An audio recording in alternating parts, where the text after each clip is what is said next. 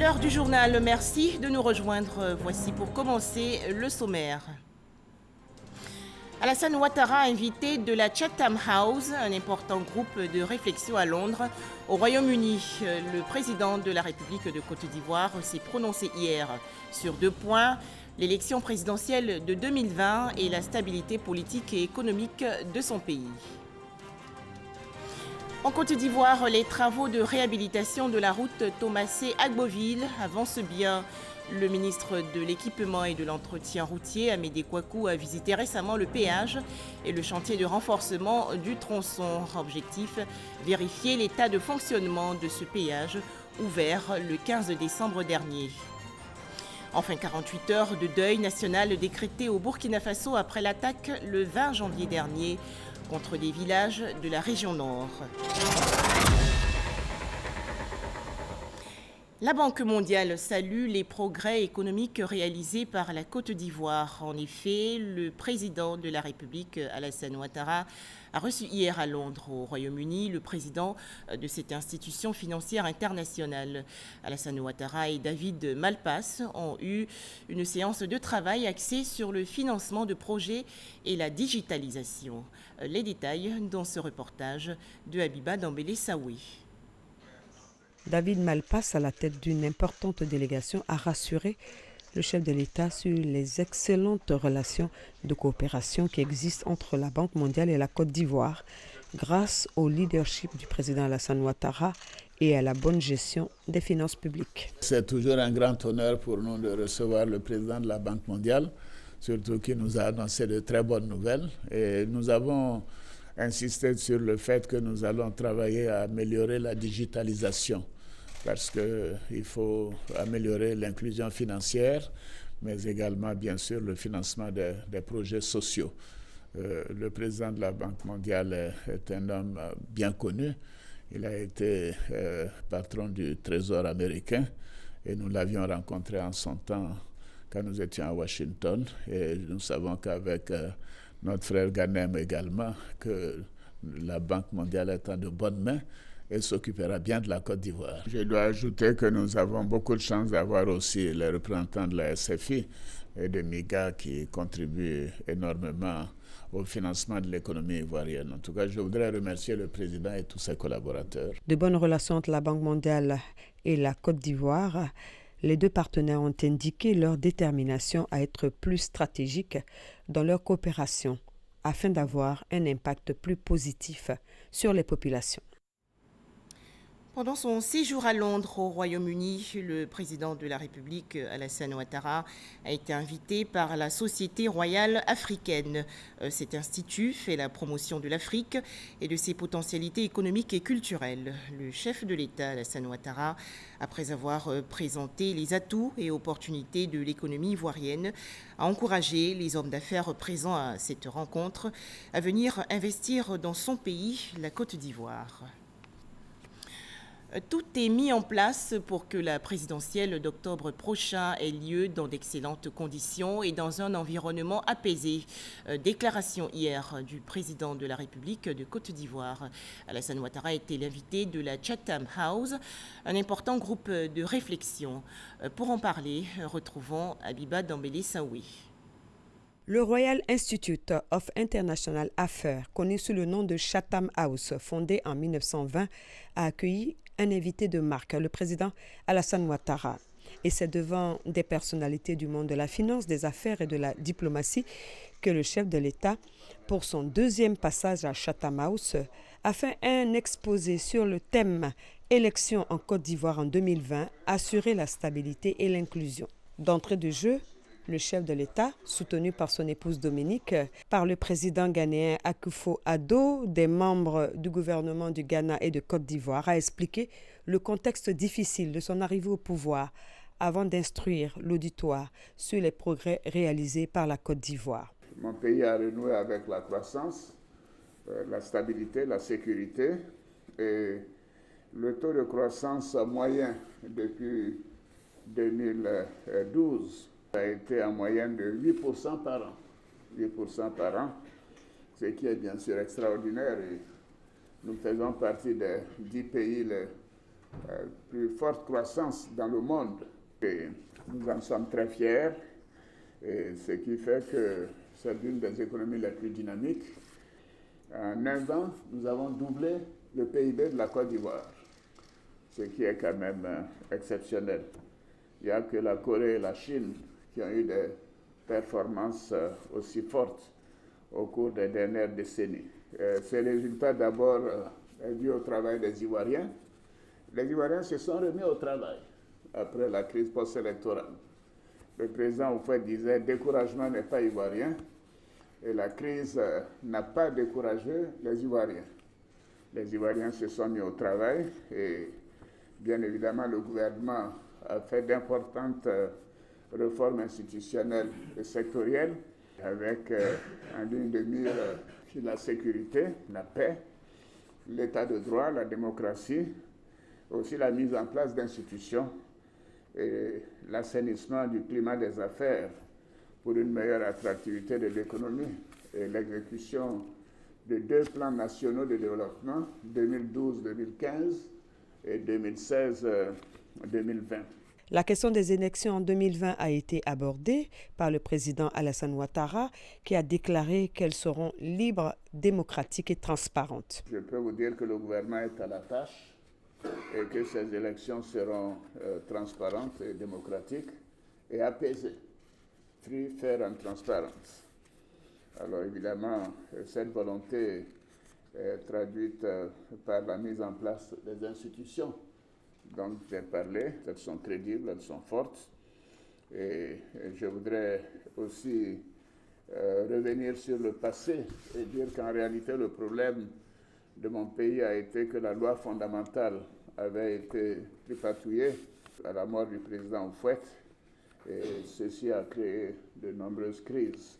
Et ce qu'il fallait éviter, c'est sortir de cette situation et d'avoir une constitution qui soit donc conçue pour rassembler les Ivoiriens et donner à chaque Ivoirien la même chance pour compétir aux différentes élections. En ce qui concerne l'organisation des élections, comme dans l'ancienne constitution, elle est confiée à une commission électorale indépendante. Voyez-vous, la commission qui a été mise en place en 2012, ça a été avec le soutien du NDI, le National Democratic Institute, qui a passé plusieurs semaines avec nous, avec tout le monde, hein, les partis d'opposition, le pouvoir, la société civile, etc., et qui nous avait proposé une commission électorale indépendante qui a bien fonctionné, qui a organisé toutes les élections de 2012 à 2018. Et je crois qu'il y avait 5 ou 6 élections. Tout cela s'est très bien passé. Mais nous avons eu des observations de la Cour africaine des droits de l'homme qui estimait que la société civile n'était pas suffisamment bien représentée. Et donc la commission a été réadaptée pour tenir compte de cette critique. Et ce qui fait que dans la commission actuelle, les partis d'opposition et du pouvoir, les partis politiques ont 6 membres et la société civile a 6 membres. Alors que dans le passé, la société civile n'avait que 3 membres, comme les partis politiques.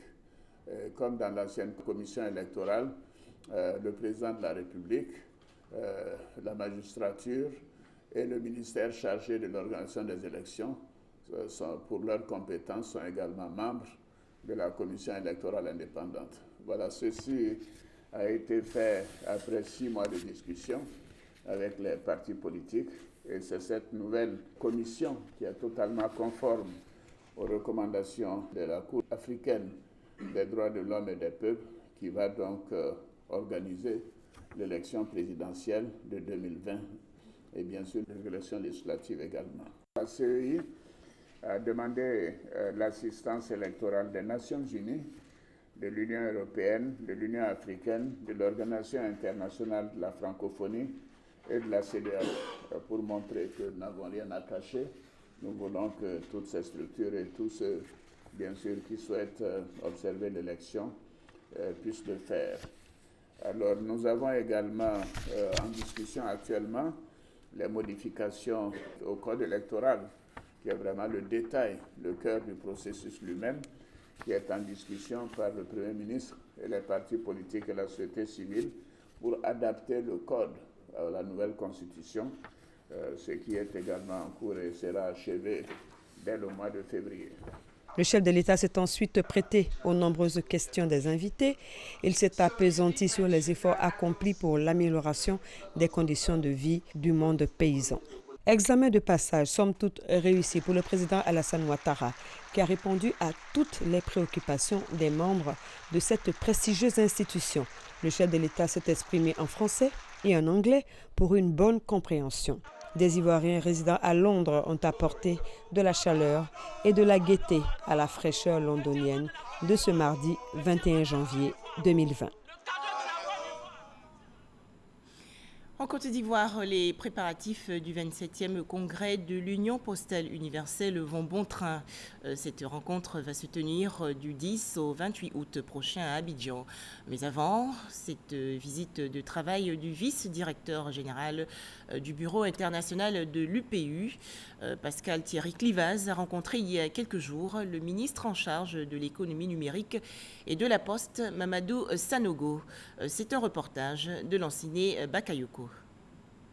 Cette visite du vice-directeur de l'Union postale universelle vise à s'assurer de la réalité des sites devant accueillir le congrès, du dispositif sécuritaire, sanitaire et des infrastructures technologiques disponibles, notamment la connectivité au réseau Wi-Fi haut débit. Notre mission ici, c'est une mission d'étape. On vient vérifier qu'à quelques mois de l'ouverture, toutes les conditions sont réunies pour que le congrès puisse se tenir. Il va se tenir du 10 au 28 août cette année.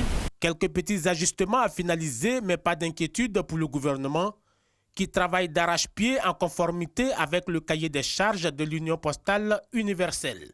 Que toute la Côte d'Ivoire est mobilisée du plus bas au sommet de l'État pour faire en sorte que ce congrès de l'UPU soit un succès, en tout cas un succès, je dirais, mémorable, aussi bien pour les nationaux, pour le continent africain, parce qu'il faut le dire, très peu de personnes le savent.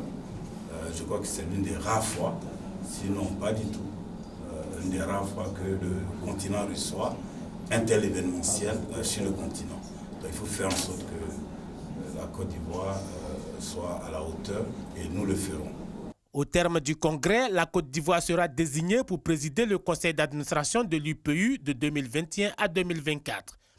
Occasion pour le secteur postal ivoirien de refaire peau neuve à travers plusieurs chantiers innovants dont la construction du bureau de la Poste du futur et la construction d'un nouveau centre de tri postal. Autre actualité nationale, cette activité du ministère de l'Équipement et de l'Entretien routier. Le ministre Amédée Kouakou a visité récemment le péage de Thomassé sur la route de l'Est et le chantier de renforcement du tronçon Thomassé-Agboville. Objectif, vérifier l'état de fonctionnement de ce péage ouvert le 15 décembre dernier. Le point dans ce reportage de Jean-Luc Bangbo. Une visite au pas de course qui commence d'abord au poste à péage de Thomassé, une cinquantaine de kilomètres d'Agboville. Amédée Kouakou Kofi est venu s'imprégner du fonctionnement de ce poste, ouvert seulement le 15 décembre dernier, et qui enregistre déjà 8000 véhicules par jour. Des véhicules qui poursuivent pour la plupart leur trajet sur cette route en plein chantier. L'axe Thomassé-Agboville. Les travaux d'aménagement et de bitumage ont démarré depuis mai 2019. Vous nettoyez d'abord les anciens ouvrages avant quoi que ce soit. Okay, vous nettoyez tout d'abord. Et puis après, une fois que... Parce que peut-être même en nettoyant, ça va bien fonctionner. Ce tronçon devrait à terme changer la vie des populations de cette zone. Je pense que très bientôt, les populations vont être heureuses parce que le dimensionnement de route qui est fait ici, je pense que même au bout de 20 ans, si les entretiens sont faits de façon correcte, cette route va résister parce que c'est du travail excellent qui est effectué sur cette route. Je voudrais donc les rassurer et leur dire de prendre juste un peu leur mal à patience. Très bientôt, ils auront une route en très bon état. Ce projet s'inscrit dans le cadre de la préservation, l'amélioration et l'extension du réseau routier ivoirien en vue de soutenir la relance économique du pays. Le coût des travaux est estimé à 25 milliards de francs CFA, Le chantier emploie quelques 200 personnes et devrait s'achever en fin d'année. Un tout autre sujet à présent, les enseignants de Côte d'Ivoire exhortés à souscrire à un projet immobilier. En effet, le ministère de l'Éducation nationale, de l'enseignement technique et de la formation professionnelle a signé le 20 janvier dernier une convention avec le ministère de la Construction, du Logement et de l'Urbanisme. 60 000 logements sociaux vont bientôt sortir de terre pour les enseignants mutualistes. Les précisions dans ce reportage de Nadia Edja et Cheikh Koné. 60 000, c'est le nombre de logements qui sortiront des terres à l'issue de la première phase de ce programme immobilier. Des logements en location-vente ou en accès direct à la propriété, à prix abordable sans apport initial pour tout enseignant désireux d'acquérir une maison et justifiant d'un salaire minimum mensuel de 160 000 francs CFA. Un rêve devenu réalité à en croire les principaux concernés. C'est une satisfaction parce que les enseignants ont beaucoup souffert, ils ont beaucoup été anarqués. Aujourd'hui, toutes les dispositions sont prises pour que les enseignants bénéficient des loyers à moindre coût, sans apport initial.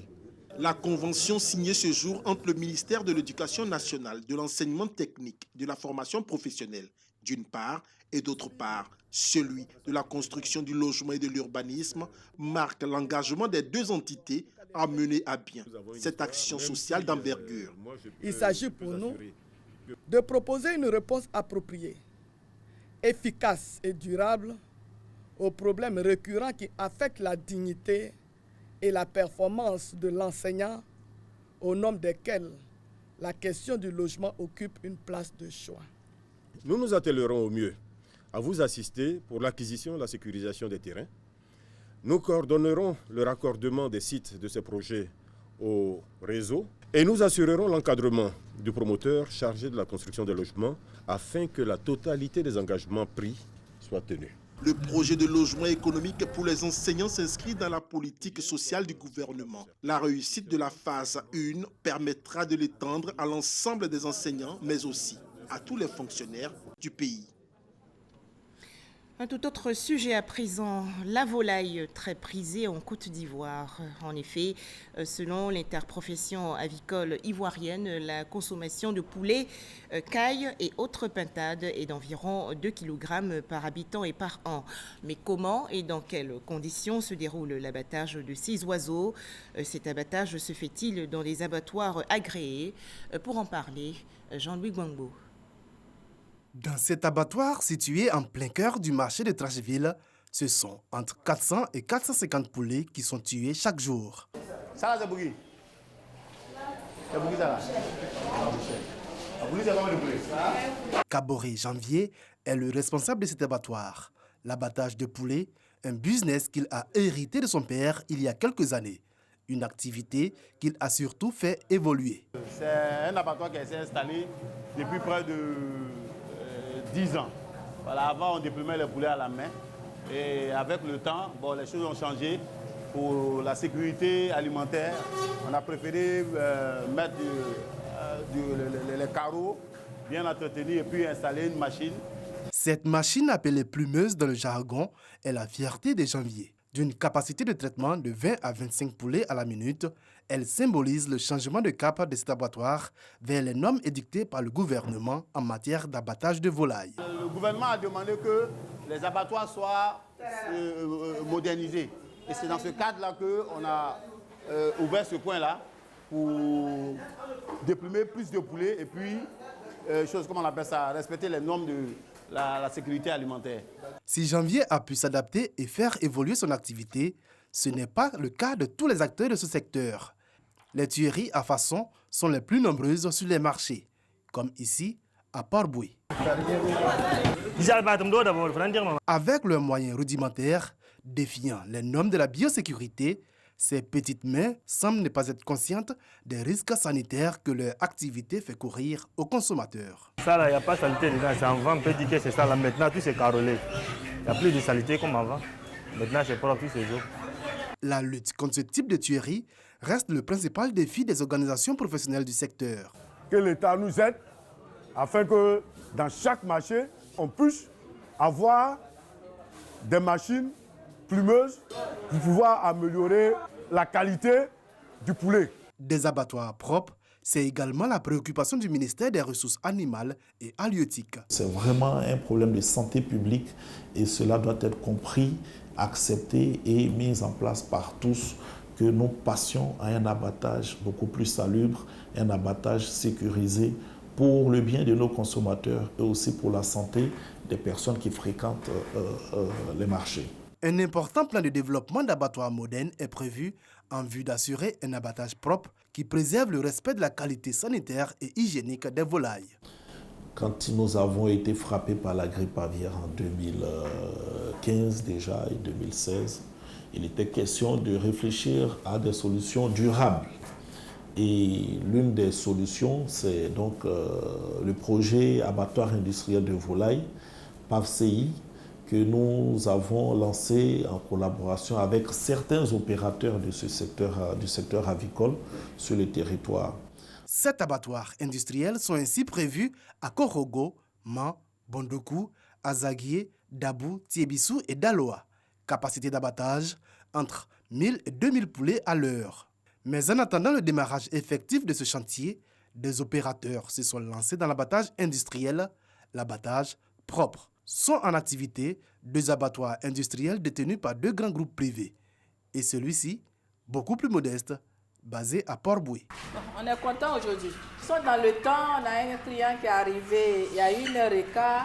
Je vois, ils ont fait 150, la productivité est tenue, ça va. Il y avait l'opportunité de créer une alternative entre la bataille de volailles dans les petits marchés où les conditions d'hygiène sont assez délicates, ou le grand abattoir. Et on a essayé de voir et de montrer qu'on peut faire moyen et puis bien pour servir les populations.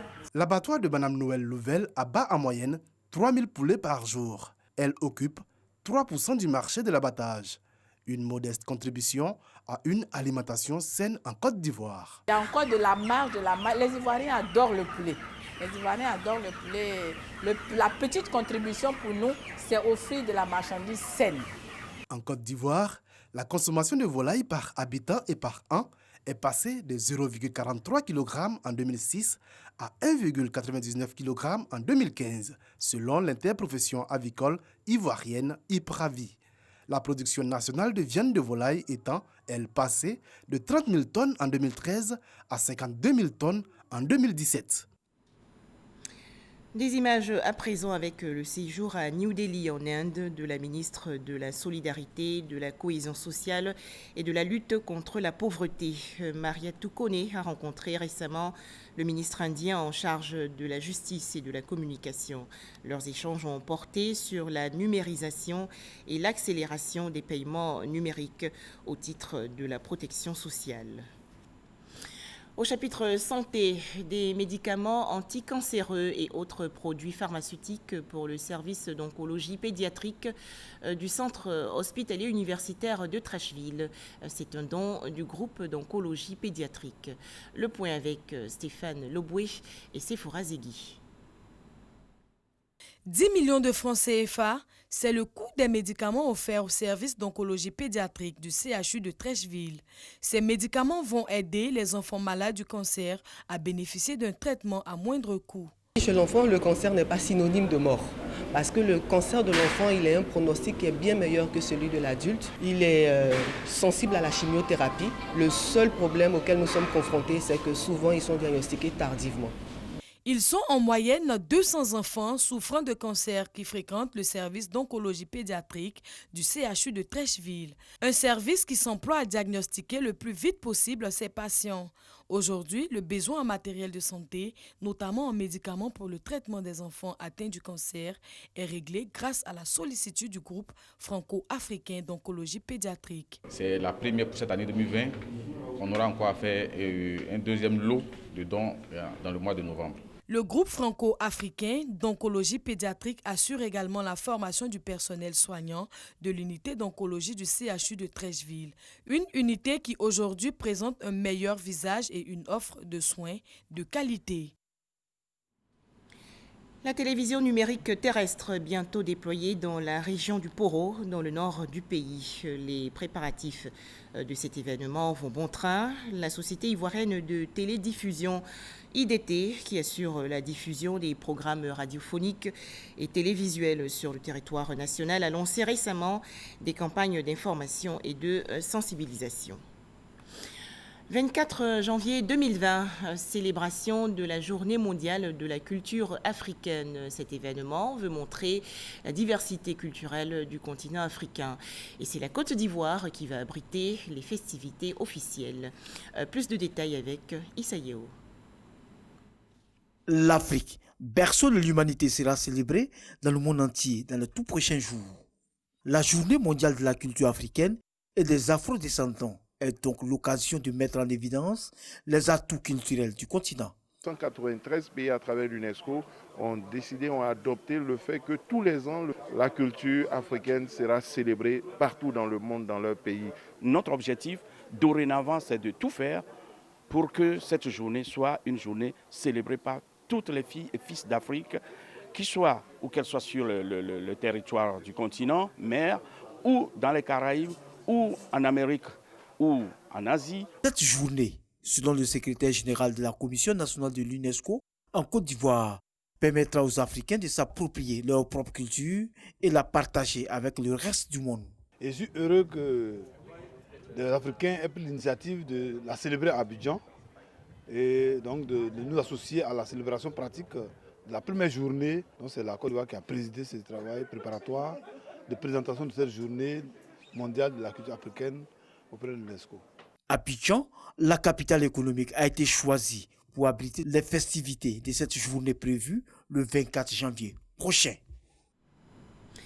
Nous allons à présent revivre le passé, notamment les années 1990, et cela grâce aux photographies du journaliste Camille Ballier-Blésiri. Elle retrace les grands concerts et événements qui ont marqué la scène ivoirienne. Hermance Zirignon et Jean-Marc Djadji. Journaliste culturel et photographe, Camille Ballier-Blésiri dit BBC nous emmène en promenade dans les années 90 pour amorcer cette nouvelle année. Du groupe Awana, Adibi Georges guitariste, en passant par Césaria Evora, la diva capverdienne et bien d'autres, ils sont tous présents sur ces clichés et nous font revivre les années de gloire où la Côte d'Ivoire était la plaque tournante de la musique africaine. L'histoire de l'exposition photo, c'est surtout mon histoire de photographe. Donc je suis devenu reporter photographe. Mon secret à moi, c'était que j'associe effectivement la photographie à mon métier de journaliste. Les photos que vous voyez là, tout s'est passé dans cette salle, au Centre culturel français, d'abord, qui est devenu après Institut français.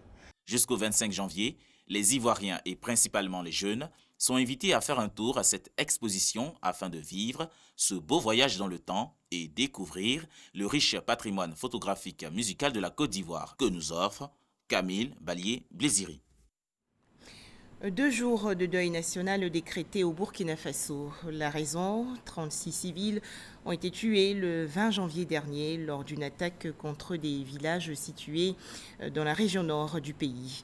Les autorités burkinabées ont réagi hier en adoptant une loi sur le recrutement de volontaires pour lutter contre les groupes djihadistes. Enfin, plusieurs pays, notamment les Pays-Bas, le Canada, la France, la Belgique, le Royaume-Uni, l'Allemagne et les États-Unis évoquent leur inquiétude concernant l'encadrement des manifestations ces derniers mois en Guinée-Conakry. Ces États demandent donc des enquêtes impartiales concernant les violences survenues lors de ces rassemblements de protestation. Et c'est la fin de ce journal. Merci de nous avoir suivis.